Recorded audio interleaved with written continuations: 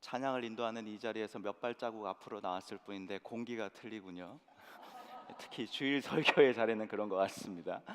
하나님 말씀을 보겠습니다. 요한복음 21장 1절부터 6절까지 말씀. 요한복음 21장 1절부터 6절까지 말씀을 저와 여러분 교독하도록 하겠습니다.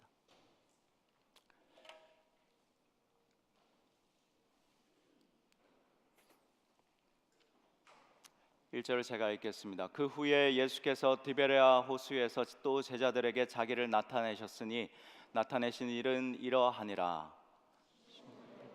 디두모라 하는 도마와 갈릴리 가나 사람 나다나엘과 세베대의 아들들과 또 다른 제자 둘이 함께 있더니 시몬 베드로가 나는 물고기 잡으러 가노라 하니 그들이 우리도 함께 가겠다 하고 나가서 배에 올랐으나 그날 밤에 아무것도 잡지 못하였더니 날이 새어 갈 때에 예수께서 바닷가에 서셨으나 제자들이 예수이신 줄 알지 못하는지라. 예수께서 이르시되 얘들아 너희에게 고기가 있느냐 대답하되 없나이다. 이르시되 그물을 배 오른편에 던지라 그리하면 잡으리라 하시니 이에 던졌더니 물고기가 많아 그물을 들 수 없더라. 아멘. 제가 대학 입시를 앞두고 준비하는 그 시간 가운데에 마음이 굉장히 힘들었던 적이 있었습니다. 그래서 제가 오늘 하루는 다 내려놓고 여행을 좀 가야 되겠다, 나 혼자만의 여행을 가고 싶어서 무작정 버스를 타고 이렇게 부산을 향해서 간 적이 있었습니다. 어릴 때 어렴풋이 부모님을 따라서 갔던 그 부산의 바다가 왠지 보고 싶었습니다. 그래서 하루 동안 여행을 제가 정하고 서울에서 버스를 타고 부산까지 가서 그곳에서 어느 바다를 볼 것인가, 여러 가지 부산의 바다가 있지만 저는 캘리포니아 이 라구나 비치처럼 절벽 위에서 내려다보는 그 바다를 마음속에 그리고 있었기 때문에 그런 곳이 있죠. 부산에 어디죠? 태종대가 있습니다. 그래서 태종대를 마지막 목표로 작정하고 목적지로 작정을 하고 그곳에 갔습니다. 태종대에 가서 참으로 무더운 날씨였다고 기억이 되는데 땀을 흘리면서 그 절벽 위까지 이렇게 걸어서 올라가서 그곳에서 탁 트인 그 바다의 광경을 바라보는데 제 기분이 얼마나 상쾌해졌는지 모릅니다. 나중에 제가 그 얘기를 친구에게 했더니 친구가 너 입시 때 태종대를 갔다고? 그러면서 깜짝 놀라야 하는 것입니다. 왜냐하면 태종대 그 절벽 입구에 보면 잠깐만 한 번만 더 생각해 보십시오 뭐 이런 편말이 있기 때문에 너 왜 거길 왜 갔냐라고 묻는 것입니다. 저는 뛰어내리라고 간 게 아니고 저는 제 나름대로의 새로운 다짐을 하기 위해서 그곳에 간 것입니다.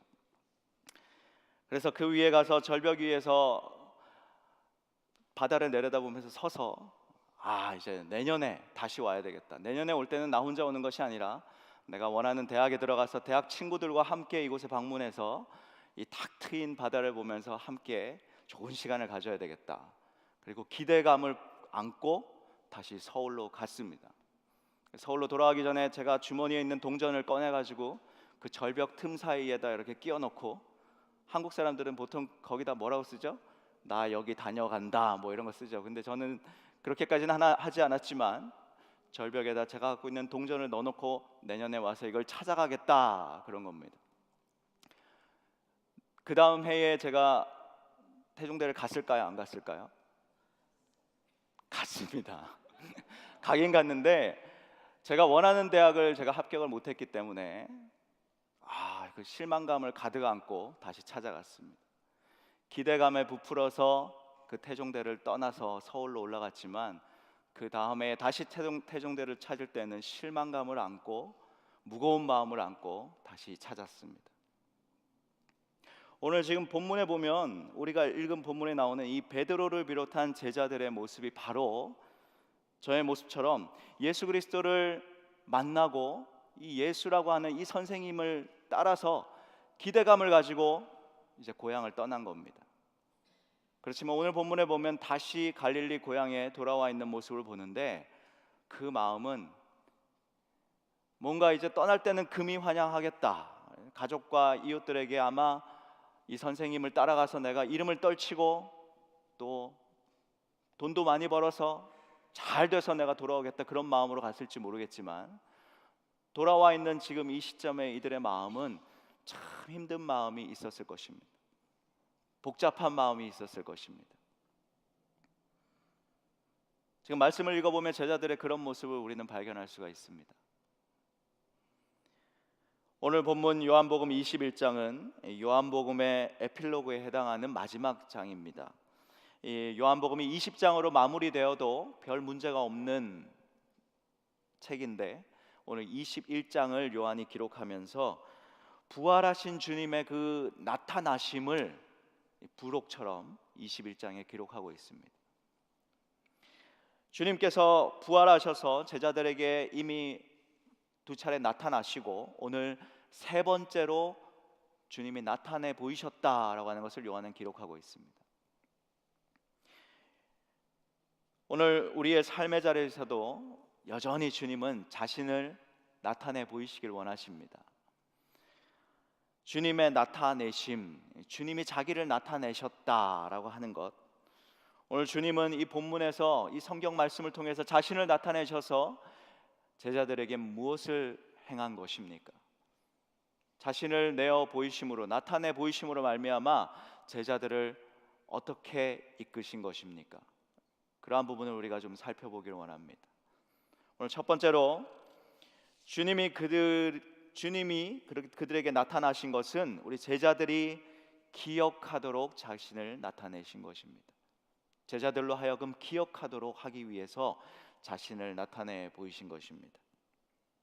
요한복음 21장 오늘 본문 1절을 한번 보면 그 후에 예수께서 디베랴 호수에서 또 제자들에게 자기를 나타내셨으니 나타내신 일은 이러하니라.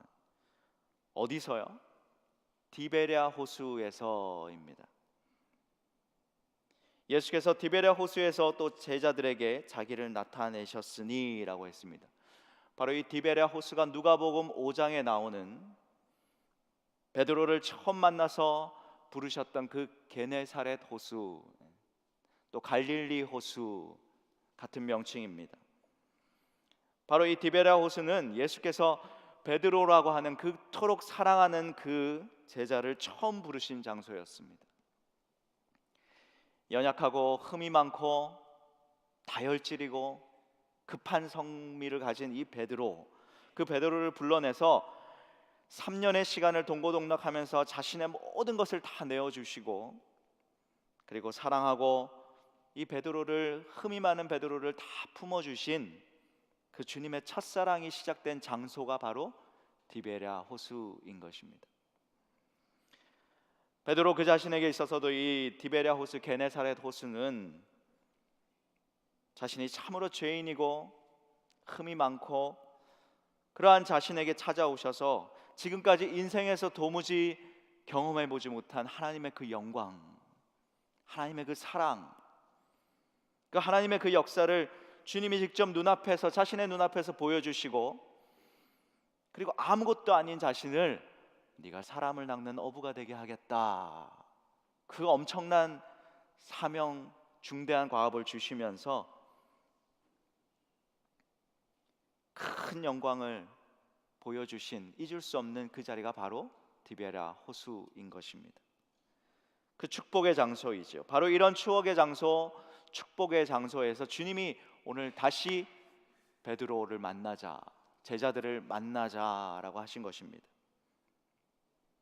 마가복음 16장 7절에 보면, 마가복음 16장 7절에 가서 그의 제자들과 베드로에게 이르기를 예수께서 너희보다 먼저 갈릴리로 가시나니 전에 너희에게 말씀하신 대로 너희가 거기서 배우리라 하라 하는지라.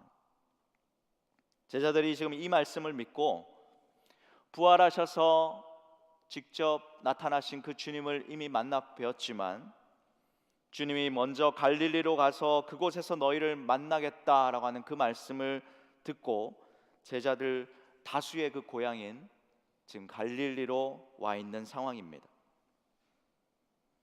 갈릴리에서 주님이 먼저 가셔서 그들을 기다리겠다라고 하는 말씀이 있으셨기 때문에 제자들 가운데서는 또 이곳에 주님이 분명 오실 것이다 라고 하는 기대감이 있었을지 모르겠습니다. 갈릴리에서 주님과 나눴던 그 추억의 시간들을 제자들은 생각했을 것입니다. 이곳에서 예전에 주님과 함께 보냈던 울고 웃었던 그 시간들, 또한 때로는 주님을 자신들이 외면해서 가지고 있는 그 마음의 죄책감들, 그렇지만 지금 또 주님이 다시 오셔서 우리를 만나 주실 것이라고 하는 그 기대감, 모든 이 감정들이 뒤섞이고 뒤섞여서 복잡한 가운데 지금 그들은 갈릴리로 돌아와 있습니다. 이곳을 떠나서, 이 갈릴리 고향을 떠나서 예루살렘까지 가서 3년여 기간 동안 참으로 많은 일들을 겪고 지금 다시 제자리로 돌아와 있긴 한데, 이곳에서 지금 우리가 무엇을 해야 될까? 갈림길에 서서 이제 부활하신 주님을 보긴 봤는데 그럼 우리는 어떻게 해야 되나? 복잡한 그 마음, 그 상태를 안고 지금 제자들은 기다리고 있었을 것입니다. 그런 복잡한 마음을 떨쳐버리려는 듯이 베드로가 늘 제자들 가운데 앞장서죠. 오늘도 본문에 보면 나는 물고기 잡으러 가노라 라고 합니다. 물고기를 잡으러 내가 먼저 나서겠다라고 하니까 다들 따라 나서는 것이죠. 예수님께서 나를 사람을 낚는 어부가 되게 하겠다라고 부르셨는데, 그래서 주님만 믿고 다 내려놓고 나섰는데 지금의 상황은 다시 물고기를 잡는 어부의 모습으로, 혹시 내가 계속 앞으로 이렇게 살아가야 될 것은 아닌가? 부활하신 주님을 만나긴 했지만 그 마음은 참으로 아직 혼란스럽고 뭔가 다 떨쳐버리고 싶은, 물고기 잡는 일에 집중하고 싶은 그러한 복잡한 마음들이 엉켜있는 상태가 바로 베드로의 마음이었을 것이라고 추측합니다. 우리가 미국으로 와야겠다고 많이 기도하고 많이 고민하고 하나님의 뜻을 믿고 믿음으로 도전하고 이민 생활을 시작했을 것입니다. 그런데 나의 생각과 다르게 이민 생활을 하다 보면 정말 내 뜻대로 되어지지 않는 이 현실 앞에서 결국 다시 처음 출발했던 그 한국으로 돌아가서 이전의 생활을 다시 시작해야 된다라고 할 때 우리 마음에 다가오는 그 실패감, 지금까지 나의 그 노력과 그 시간들은 무엇이었지 하는 회의감, 그런 것들이 우리 마음에 자리할 것입니다. 지금 제자들의 마음 가운데 그런 복잡한 생각들이 자리하고 있는데, 주님은 이런 제자들에게 디베랴 호수라고 하는 이 무대에서 지금 갈릴리에서 함께 했던 그 시간들을 기억하게끔 하고 싶었던 것입니다. 누가복음 5장 1절부터 11절까지 말씀 다 보진 않겠지만 누가복음 5장 말씀에 바로 동일한 사건이 기록되어 있습니다. 무리가 몰려와서 하나님의 말씀을 들을새 예수는 게네사렛 호숫가에 서서 호숫가에 배 두 척이 있는 것을 보시니 어부들은 배에서 나와서 그물을 씻는지라. 바로 이 사건이 주님을 만나서 자신의 생업들을 버리고 나를 따르라, 너희가 사람을 낚는 어부가 되게 하겠다 라고 하는 그 음성에 순종하면서 나아갔던 바로 그 시간이었습니다. 주님은 그들을 처음 부르신 그 디베랴 호수, 그 디베랴 호수에 지금 오늘도 여전히 그 자리에 서 계시면서 그들에게 나타내 보이신 것입니다. 동일하게 재현하시면서 누가복음 5장의 그 사건을 오늘 부활하신 다음에 동일하게 재현하시면서 제자들에게 그 곁에 가까운 거리에 내가 여전히 여기에 서 있다라고 하는 것을 나타내 보여주시는 것입니다. 둘째 아들 탕자가 아버지의 재산을 탕진하고 나가서 방탕하게 생활하다가 갈 때까지 다 간 다음에 막다른 골목에서 이제 아버지를 기억합니다. 그 아버지를 기억하고 돌아왔을 때 아버지는 여전히 그 자리에 서서 기다리고 계셨습니다. 아버지의 여전히 그 자리에 서 계신다고 하는 그 뜻은 아들이 기억하고 다시 깨달아서 돌아오기만을 기다리는 그 간절한 바람이었습니다. 주님도 지금 제자들 앞에 가까운 거리 그 호숫가에 서서 여전히 기다리고 계셨습니다. 하나님은 오늘도 우리가 하나님과의 그 추억의 장소를 기억해내길 원하십니다. 하나님을 만나면서 하나님과 함께 울고 웃었던 그 기쁨과 감격의 그 시간, 하나님과 함께 했던 그 시간들, 하나님을 만나서 좋았던 그 순간들, 그 장소들, 하나님께서 내게 하셨던 그 아름다운 순간들을 하나님은 기억하는 우리의 모습을 보고 싶어 하십니다. 하나님으로 인해 너무 좋았던 그 시간들을 다시 되짚고 기억하고 찾아가서 여전히 그 자리에 지금도 서 계시는 하나님을 만나는 우리가 되길 원하십니다. 하나님은 그렇게 우리에게도 지금 자신을 내어 나타내 주십니다. 바로 우리가 기억하는 그 장소에서 하나님은 여전히 서 계시고 다시 한번 그 장소에서 우리를 회복시키길 원하시며 기다리고 계십니다. 여러분의 디베랴 호수는 어디십니까? 하나님을 처음 만나서 너무 좋았고, 하나님을 처음 만나서 그 부르신 그 은혜와 음성이 너무 좋았고, 하나님과 함께 울고 웃었던 그 시간과 그 장소가 어디입니까? 오늘 말씀을 들으시면서 한번 하나님과의 그 추억의 장소를 찾아가는 여러분들이 되시길 축복합니다.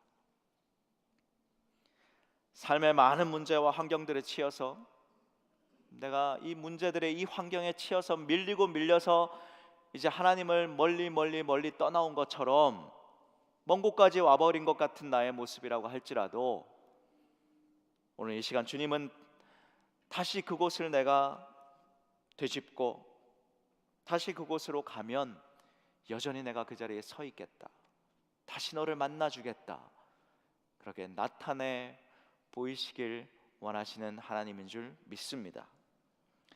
여전히 그 자리에 계셔서 나타내 보이시는 그 주님을 기억하고 찾아가는 여러분들 되시기를 주의 이름으로 축복합니다. 두 번째로 주님은 제자들에게 오늘 말씀을 통해서 이 말씀에 순종하는 믿음을 회복시키기 위해서 나타내 보이셨습니다. 요한복음 21장 3절에 보면 시몬 베드로가 나는 물고기 잡으러 가노라 하니 그들이 우리도 함께 가겠다 하고 나가서 배에 올랐으나 그날 밤에 아무것도 잡지 못하였다.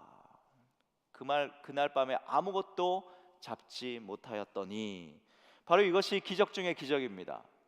여러분 생각해 보십시오. 물고기 153마리 잡은 것도 기적입니다만, 이 베테랑 어부들이 한 마리도 그날 밤에 잡지 못했다 하는 것은 더더욱 기적 중의 기적입니다. 그 당시 그 지방에는 낮에는 수온이 높아서 고기들이 다 아래쪽으로 내려갑니다. 이제 밤이 되면 고기들이 위로 올라오는 것이죠. 이 어부들이 이것을 잘 알았을 것입니다. 무엇보다 이 원리를 잘 알고 있는 이 베테랑 어부들이 그래서 밤이 맞도록 수고하면서 그물을 던졌는데 한 마리도 잡지 못했다. Nothing, 아무것도 잡지 못했다라고 하는 것은 주님이 막으시지 않고는 이루어질 수 없는 기적 중의 기적이었습니다. 우리가 하는 일이 도무지 되어지지 않고 내가 이렇게 수고하고 내가 이렇게 성실히 열심히 하는데 도무지 내 삶에 되어지는 일이 없다. 어쩌면 주님이 막으시는 기적일 수 있습니다. 그 막으심 뒤에 오늘 말씀을 통해 보십시오. 그 막으셔서 우리를 멸망시키고 우리를 쓰러뜨리기 위함이 아니라 하나님의 막으심 뒤에는 하나님의 말씀을 주셔서 하나님의 영광을 보여주시는 역사가 일어납니다.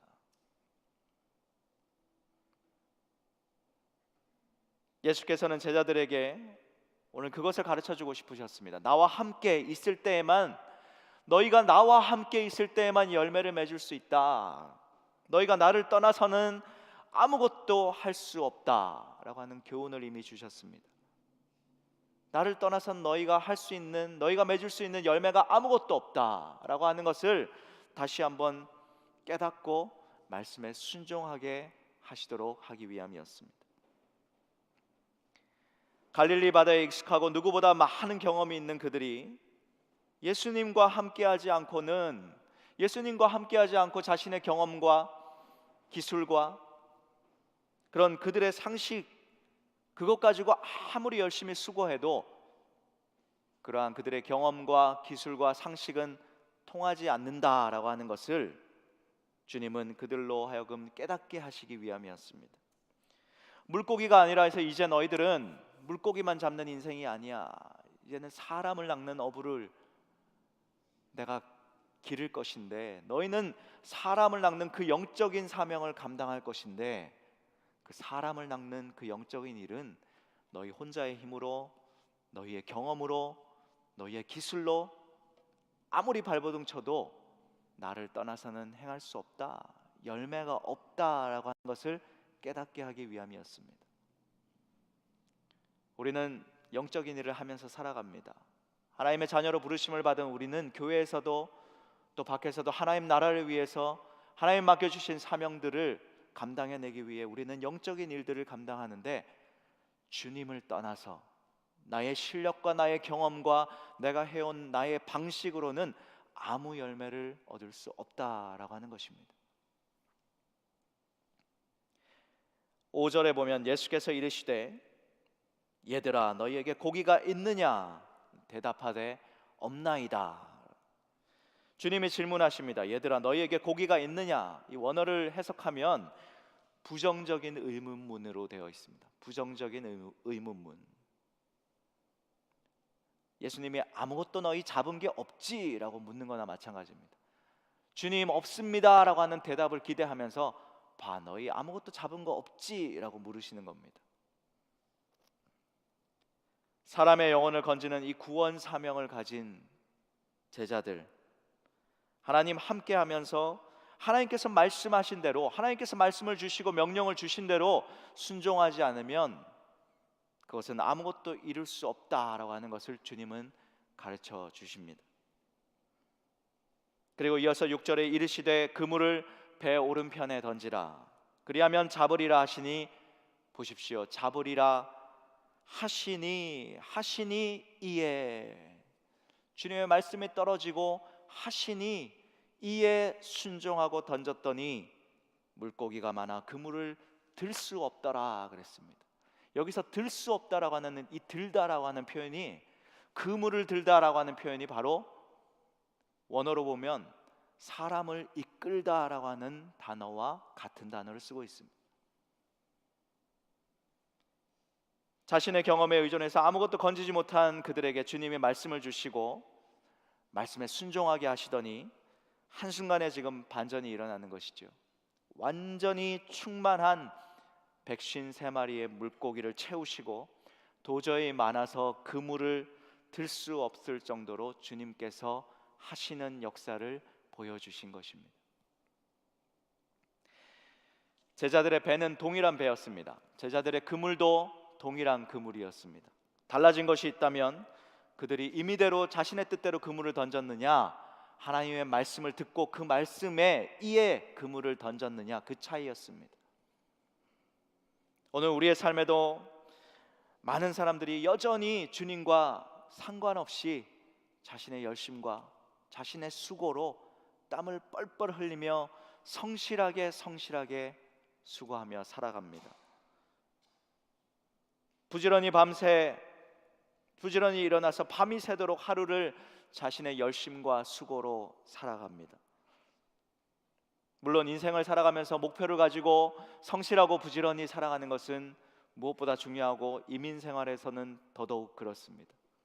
그것은 참으로 귀한 일입니다. 그렇지만 예수님이 없는 인생의 이 수고, 예수님과 동떨어진 나의 인생의 수고와 열심은 결국 헛된 수고일 뿐이고 그것은 허망한 그물질일 뿐입니다. 당장에 얻은 것 같을 수 있습니다. 그러나 당장에 얻은 것 같아도 그것은 주님과 상관없이 얻은 모든 것은 헛되고 헛된 일이 될 뿐입니다. 찢어진 그물로 물고기를 끌어올리는 것과 마찬가지입니다. 예수 그리스도가 없는 그 다름질의 끝은 결국 절망과 허무일 뿐임을 우리는 깨달아야 합니다. 특히 영적 생활을 하는 하나님의 자녀인 우리는 하나님의 뜻과 하나님의 말씀에 대한 그 순종이 없이는 우리 힘으로 아무것도 이룰 수 없다라고 하는 사실을 깨닫고, 영적인 일을 함에 있어서도, 영적인 삶을 살아감에 있어서도 늘 하나님의 말씀에 순종하며 나아가는 우리가 되어야 하겠습니다.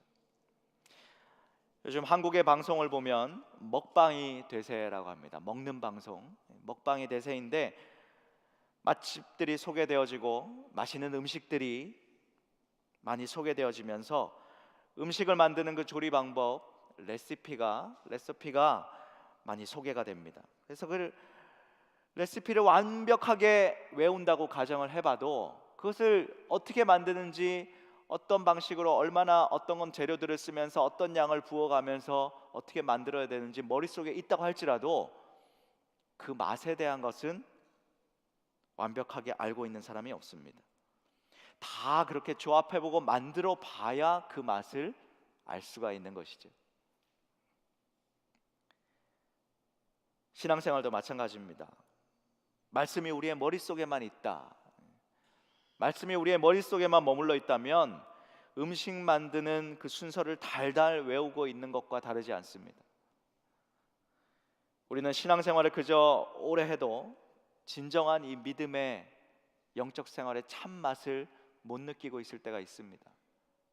근데 이 말씀의 맛을 느끼기 위해서, 이 말씀의 능력을 내 삶 가운데 경험하기 위해서는 우리는 머리로만 갖고 있으면 되는 것이 아니라 그 말씀에 대한 순종이 따를 때, 말씀이 떨어질 때 이에 내가 순종함으로 움직일 때 말씀의 맛을 우리 삶에서 누릴 수 있는 것입니다.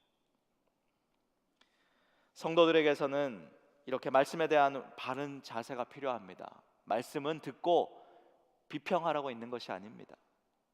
참으로 많은 말씀들이 요즘 있기 때문에 이 목사님의 말씀이 좋고 이 목사님의 말씀은 이것이 문제고, 말씀은 비평하라고 있는 것이 아니고 분석의 대상이 아니고 말씀은 오로지 믿고 순종하라고 우리에게 주시는 말씀입니다. 말씀에 대한 순종이 있을 때 바로 그 말씀의 맛과, 말씀에 대한 순종이 있을 때 나의 행함이 있을 때에 바로 그 말씀의 능력을 우리 삶에서 경험할 수 있는 것입니다. 바로 이 자세를 회복하는 여러분들이 되시길 축복합니다. 철저하게 하나님이 주신 성경의 말씀, 철저하게 주의 종을 통해서 주시는 말씀에 여러분들 아멘으로 화답하시고, 내 삶의 그물을 그 말씀에 순종해서 오늘 제자들처럼 내릴 때에 이에 그물을 내리니 수없이 많은 물고기를 건져 올린 그 제자들의 그 열매를 여러분들도 거둘 수 있으리라고 믿습니다. 오늘 읽지 않았지만 마지막으로 주님이 지금 제자들에게 나타나신 것은 식탁의 위로를 통해서 제자들을 다시 세우기 위함이었습니다. 제자들이 지금 밤새 지쳐 있습니다.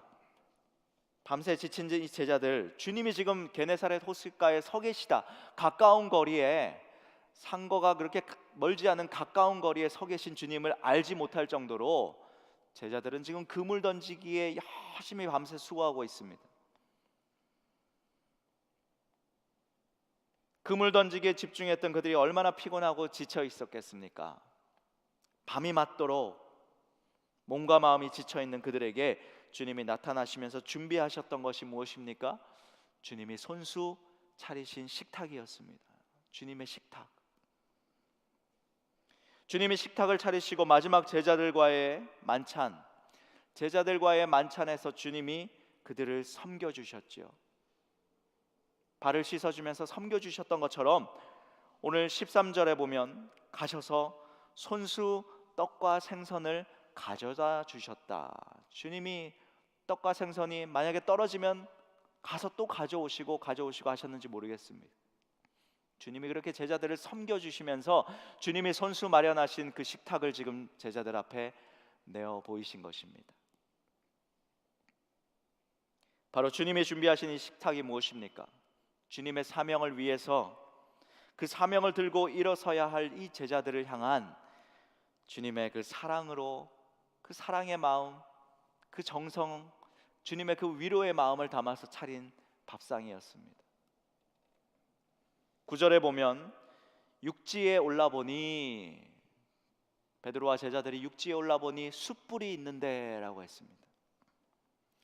베드로가, 여러분, 숯불, 여기서 숯불이 있다고 요한이 표현한 것은 베드로의 그 죄를 상기시키기 위함이었습니다.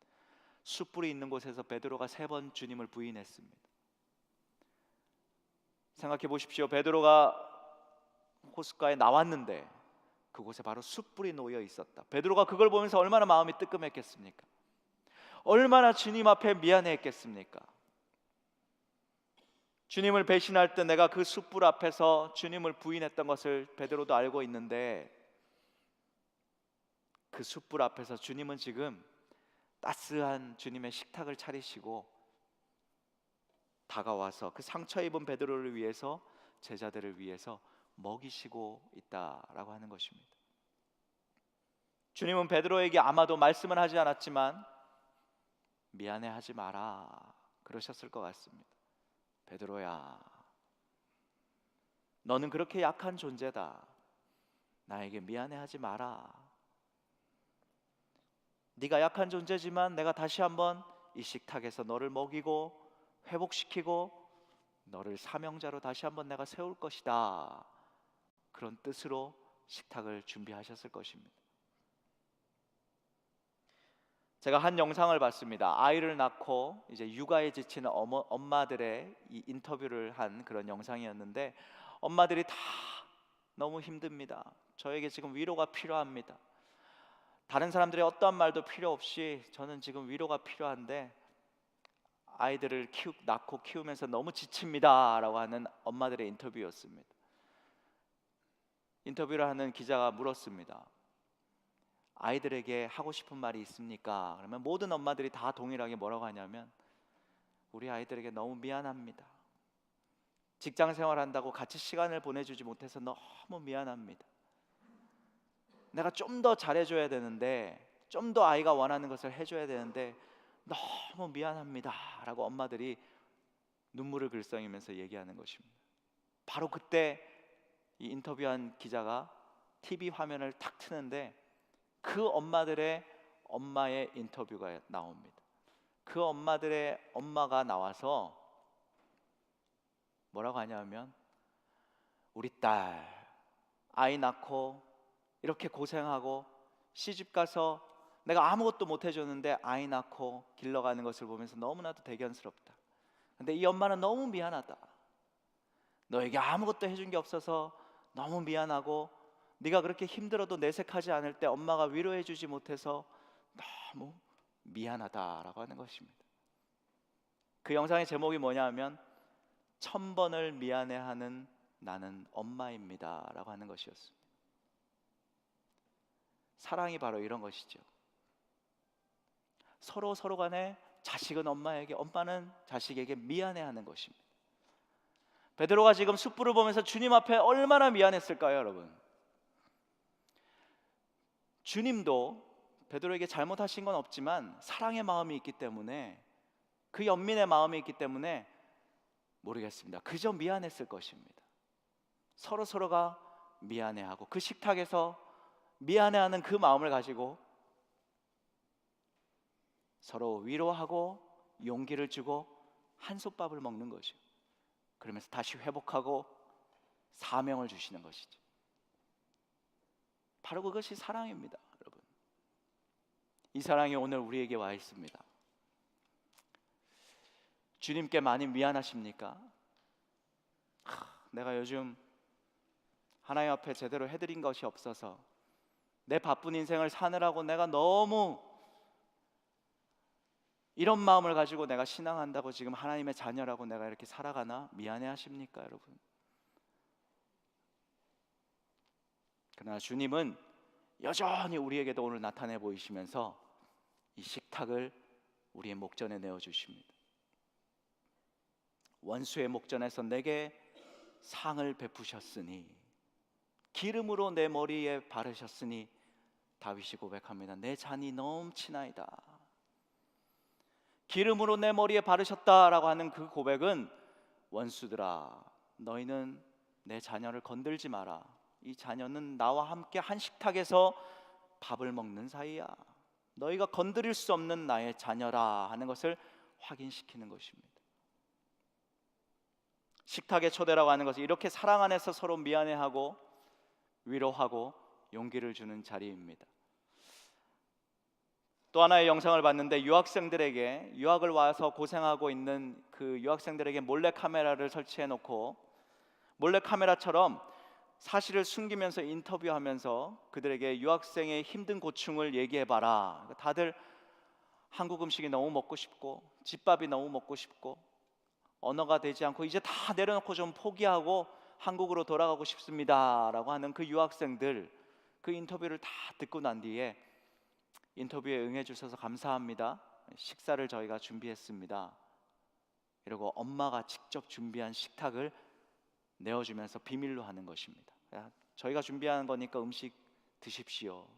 유학생들이 맛있게 먹으면서 좀 이상하다, 내가 평소에 쓰던 접시네, 이 김치찌개는 우리 엄마가 해주는 거랑 비슷하네, 나중에 이거 엄마가 직접 만드신 겁니다 라고 했을 때 모두가 다 펑펑 우는 것입니다. 왜 웁니까 여러분? 그 밥상에 엄마의 눈물이 보이고 엄마의 사랑이 보이고 엄마의 자식을 사랑하는 나를 생각하는 그 마음이 보이기 때문입니다. 그래서 힘과 용기를 얻는 것이죠. 유학생들이 다시 일어나는 것입니다.